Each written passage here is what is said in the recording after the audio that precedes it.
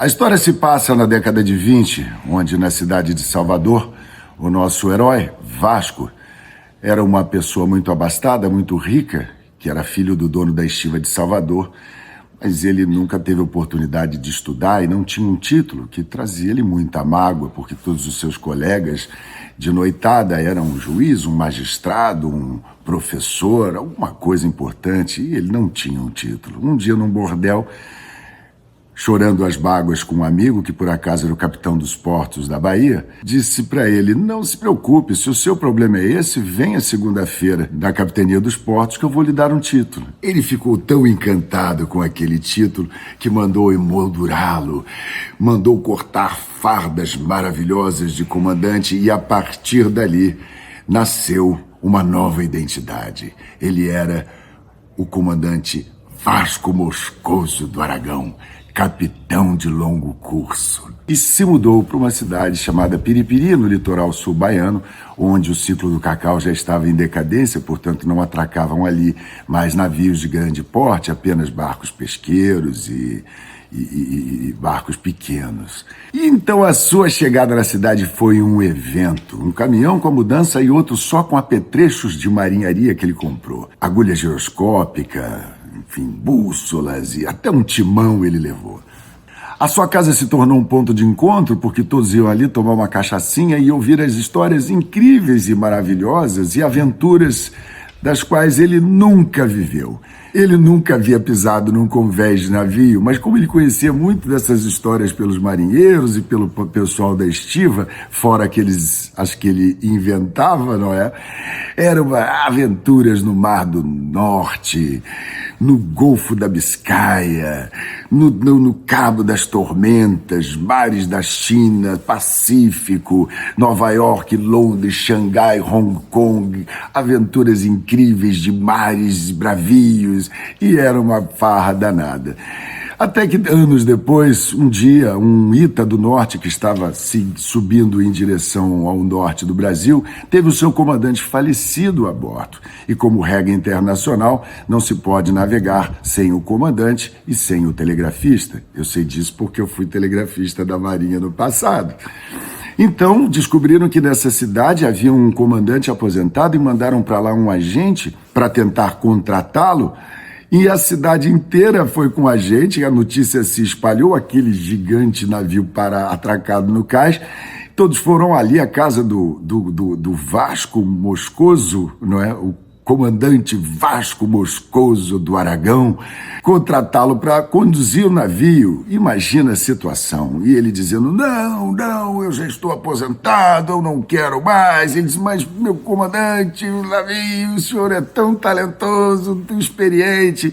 Até que o agente abriu uma pasta cheia de dinheiro oferecendo para ele embarcar naquele navio. E a cidade toda dizendo: comandante, o senhor tão experiente, não pode perder uma oportunidade dessas. E ele não teve como recusar e embarcou no navio.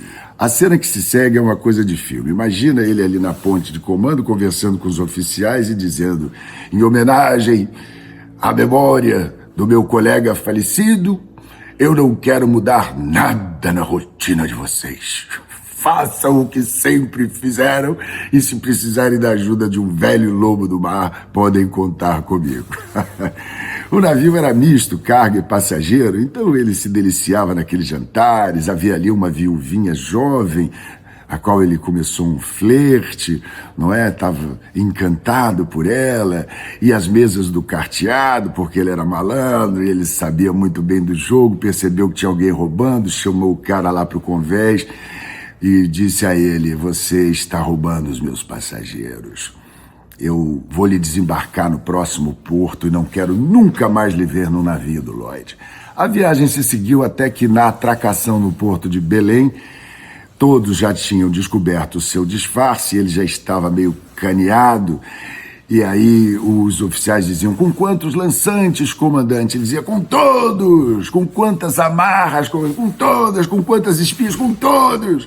Com quantos ferros? Com quantas âncoras? Com todas. O barulho era ensurdecedor que a estiva parou de trabalhar para ver o que é que estava acontecendo com aquele navio que estava se agarrando ao cais de uma maneira absurda. Ele então saiu de lá humilhado, descendo a escada de Portaló. A viuvinha nem olhou na cara dele. Ele entrou no primeiro bordel que ele encontrou e a cena que se segue é ele num embate com a prostituta que estava com ele, chorando as mágoas, dizendo o quanto ele estava sofrido, de quanto ele foi humilhado, de quanto a vida era difícil. E ela dizia para ele: quem é você para reclamar da vida? Quem é você para falar sobre humilhação? Você não sabe o que é sofrimento. É uma chuva danada, raios e trovões, e eles naquele embate e aquela chuva batendo. No dia seguinte, aquela luz entrando pelas frestas da janela, o burburinho da cidade, um cachorro latindo ao fundo e um rádio ligado lá distante que dizia: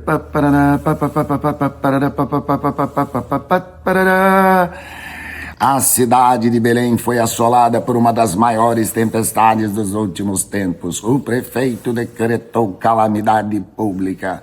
Centenas de desabrigados estão precisando de ajuda. Todos os navios estão à deriva. O único navio que permaneceu atracado foi do experiente comandante Vasco Moscoso do Aragão.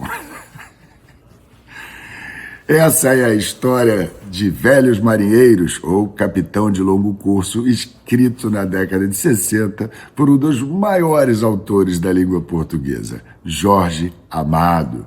Claro que essa história é um baita de um spoiler, mas você não perderá por desfrutar desta brasilidade com a qual o nosso Jorge Amado coloca em todos os seus livros. E a mensagem que fica é: se você vai se reinventar, é melhor que você esteja preparado para isso, para não passar a vergonha que passou o nosso herói Vasco Moscoso do Aragão. Semana que vem tem mais. Um anzol e um queijo, um abraço e um beijo. E te cuida que tá um frio de rengue acústico, barbaridade.